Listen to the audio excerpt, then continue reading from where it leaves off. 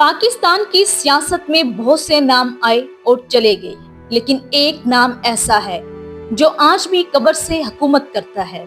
वो शख्स जिसे कायदे अवाम कहा गया, जिसने टूटे हुए मुल्क को एक बार फिर अपने पैरों पर खड़ा किया, लेकिन फिर वक्त ने ऐसी पलटी खाई कि वही शख्स अपने ही मुल्क की एक अंधेरी कोठरी में कैद कर दिया गया।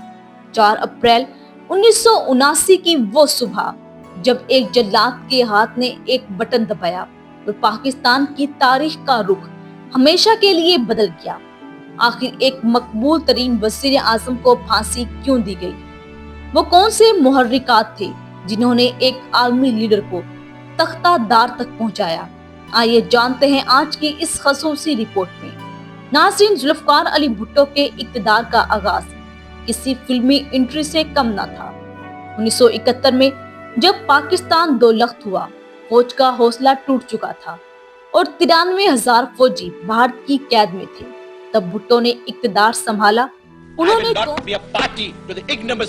उन्होंने कौम को उम्मीद दी, 1973 का आईन दिया और भारत के जबड़े से अपने फौजी छुड़ा कर लाए।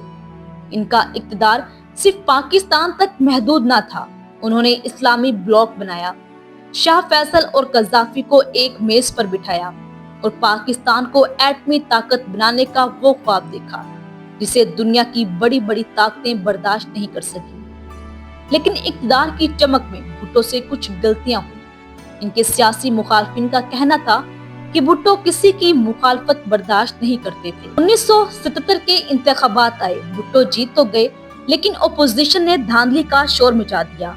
मुल्क की सड़कें मैदाने जंग बन गई। ये वो मौका था जब एस्टेब्लिशमेंट और भुट्टो के दरमियान फासले बढ़े। नाज़रीन, भुट्टो ने जिस शख्स जनरल ज़ियाउल हक को जूनियर होने के बावजूद आर्मी चीफ बनाया था, इसी शख्स ने 5 जुलाई 1977 को ऑपरेशन फेयर प्ले के जरिए भुट्टो का तख्ता उलट दिया। यहाँ सवाल ये है कि फांसी क्यों दी गई? इसकी कानूनी वजह क्या थी? नाज़रीन, इसकी कानूनी वजह एक कत्ल का मुकदमा था। सन 1974 में नवाब मोहम्मद अहमद खान कसूरी, जो कि अहमद रजा कसूरी के वालिद थे, को फायर करके कत्ल कर दिया गया।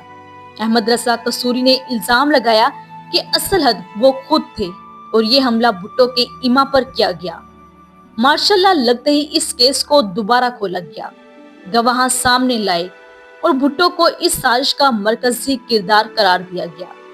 लाहौर हाई कोर्ट के चीफ जस्टिस मौलवी मुश्ताक, जिनके भुट्टो के साथ ज़ाती इख्तिलाफात मशहूर थे, उन्होंने भुट्टो को सजाए मौत सुना दी।